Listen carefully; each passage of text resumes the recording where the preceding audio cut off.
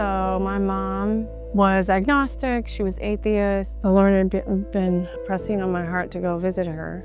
Specifically, I don't know why, but just to share my testimony with her. I was really nervous about what she would say, and I didn't know where she was spiritually, emotionally. I hadn't talked to her in a while. And she listened and she was like, oh yeah, that's really cool. And I was like, okay, so have you been like thinking about God lately, or praying or anything? And she had, and I was really shocked. Just we went into a room and the Lord just like continued this conversation, and it was the Holy Spirit, because I've never done anything like this. But we went through a sinner's prayer, and I asked her if she wanted to do that, and she said yes. She's crying, and I'm crying, and I'm like in absolute shock because I just can't even believe what just happened. And I'm asking her, how do you feel? And she said she felt so much lighter, and she felt like a joy and a peace that she hadn't felt in a long time. She has COPD, so lifelong smoker, so it's kind of like a emphysema. Just eventually, progressively, you just kind of takes over your lungs and you can't really breathe anymore. Kind of out of nowhere, I got a text saying, I just want you to know that I love you.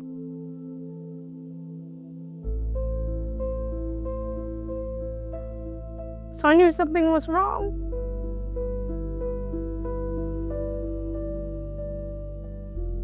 And my sister texted me, and she sent the same text to my sister and brother. And so I called her. I was like, hey, what's going on? And anyway, she was just letting me know that she, felt like she was not going to live much longer. She hadn't been eating. She'd been depressed. She felt like her body was kind of slowing down, shutting down. And she was kind of in the end stages of her COPD.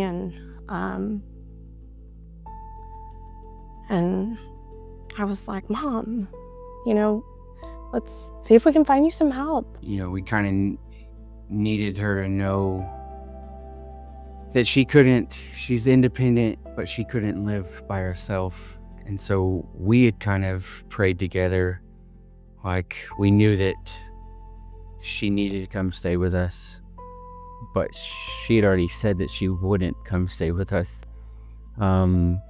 So, kind of behind the scenes, we're kind of praying together, and we're like, well, yeah, we need her to, she does need to come, but if she won't come stay with us, what are we going to do? That in itself was another just answer to prayer, because as soon as you said, asked her, she said, oh yeah, of course, I didn't know that was an option. I'd been meaning to ask her if she felt like she wanted to get baptized. When I was there visiting her, she had mentioned baptism, and I was like, oh yeah, I've been meaning to ask you about that. And she said, yeah, I've been begging God to make a way for me to get baptized. I just can't get out of the house. Like, she was having trouble making it to the door, so it was going to be like a miracle for her to, go somewhere and be baptized. And I was like, we can find a way for, Max to come over, and we could just do it here. And she was like, really? She just had no idea, and so she was just so excited. Again, because of the breathing attack she was having, we didn't know if she would even be able to go underneath the water, because we thought that might send her into a crazy asthma attack. We talked to Dustin. He was like, well, did you ask her? We're like, actually, we didn't ask her. We just kind of assumed. So again, we're like, well, yeah, maybe we should just talk to her and see if she feels like if she would be able to physically go under the water. And we did, and she said, oh yeah, of course, I can do that. That's no problem. So the other cool thing was we had seen another lady be lifted up into the baptistry at Wellspring before, so we had already kind of knew, like, well, this is possible. So we set it up at the, to do it in the sanctuary here at Wellspring, were able to lift her up into the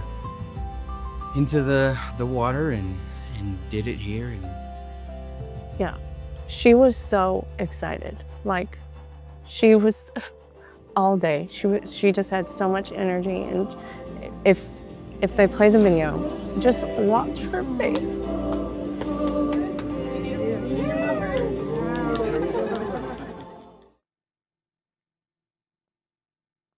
It's so sweet. She was so happy and so excited. I mean, this is my mom. This is a person that I've known my whole life. But this lady is a new person to me. And it's amazing. She's like, the mom I always wanted, like I feel like we're just getting to know each other for the first time. we got married, 13 years ago, and it's been something that you've been praying for since then. And it's one of those instances where, you think you pray, of course, because the Lord can do anything, but for the Lord to reach her is just a powerful, awesome testimony. And we feel honored that we get to be a part of this. It just feels special. It feels like an honor to be able to take care of her right now and to be a part of this. It feels very holy and from the Lord and special.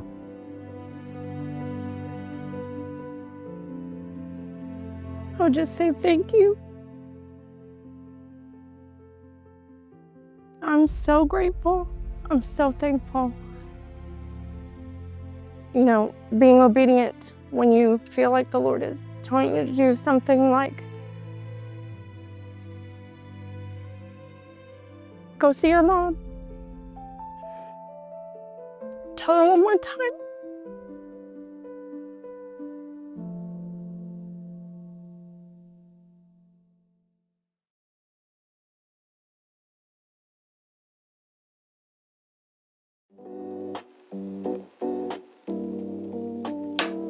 How am I here? Is that good? Am I okay? Okay. So we grew up in Christian homes. We ended up meeting at Bible College in Southern California, and then we stayed on staff, and we did ministry there. 2013, we went to Colorado to help with the church plant, and after a couple years, that went south. I guess it didn't work out, and so we were left a little bit disillusioned and discouraged. We decided we wanted to move back to Paradise, California, Northern California, where Melissa was from and her family was there. November the 8th, her birthday, there was a wildfire that took out the whole town, essentially. We woke up that morning and pretty much the entire canyon at the end of our street was in flames. Part of you is thinking you need to, you just need to get out, and the other part of you is in denial. And we basically were running for our lives. And between the fire in the church plants, I never stopped believing in God, but there was a part of me that was like, yes, God exists, but he's not really involved in our day-to-day. The tragedy and the death around us, it really felt like in some ways he cares, but he's not doing a whole lot, So we moved from California to Texas in the summer of 2020. We did not have a community around us at all. Yeah, we were kind of in that, funky place for a few years. And I think my relationship with the Lord started healing first, and I really was like, we should just go back to church and at least just go. We really wanted something that was teaching the word. So through a Facebook group, I found Wellspring, and Ironically, I drove past this church every day on my way to work and was always like, oh, I wonder what that church is. And so we started coming. In the first week that we came, it was instant. We were like, this is it. Like, we knew this was where God was gonna heal our hearts. You know, I didn't even know that that's what I needed or wanted until it actually happened. You know, this is it. This is what we've been like looking for and wanting for forever.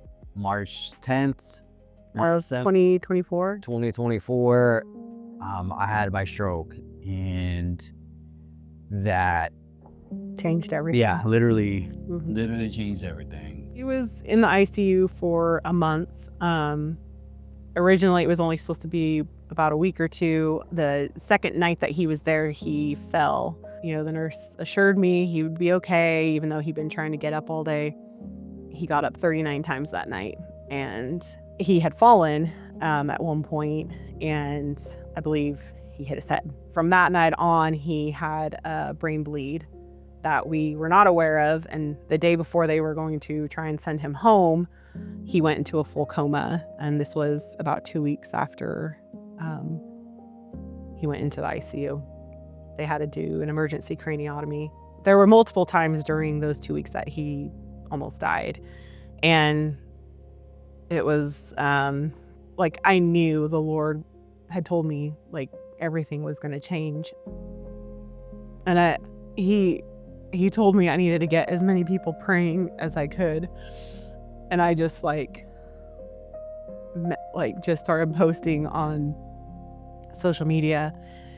And it was shocking how many people were praying for him. Like literally thousands all over the world. Like it spread like wildfire. And, you know, we've known a lot of people. And we always were like, why does God keep moving us? And or why do we keep choosing to move?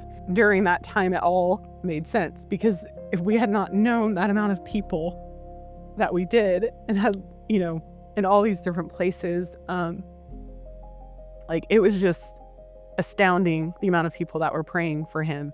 It just really, I think, healed a big part of me in seeing the church come together the way they did for him. And even Wellspring, even though hardly anyone knew us and nobody knew us well at all, Pastor Destin and Cindy and Diana DeBoer came and prayed for him with us the morning of his craniotomy. And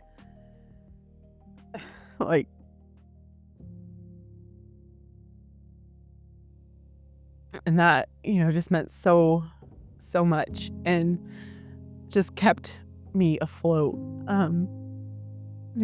during that time. Even though a situation like that, I know for a lot of people it can draw you even further away from the Lord. At that, I knew this was the enemy trying to take us out, because we had finally just come to that place of wanting to be a part of a church body again and wanting to be in community, and that was the last thing that he wanted. And so he really did try to take us out, and it did the exact opposite. That whole time, I've never felt the presence of the Lord so close as I did then. I mean, it's true that he really does give you the strength and what you need in that moment. The thing with anything that involves the brain, you have no idea how it's all going to play out. It's a little bit terrifying, but also there was so much peace in knowing that this was completely in the Lord's hands. It's scary. he went from not being able to even lift a fork and feed himself. He was completely took him back completely to full dependency on me and those around him, to where he is now. And it's literally a miracle that he's alive, and also where he's at today. I kind of wear these scars as a badge of honor and proof that the Lord really brought me through something that I shouldn't be here to tell the tale.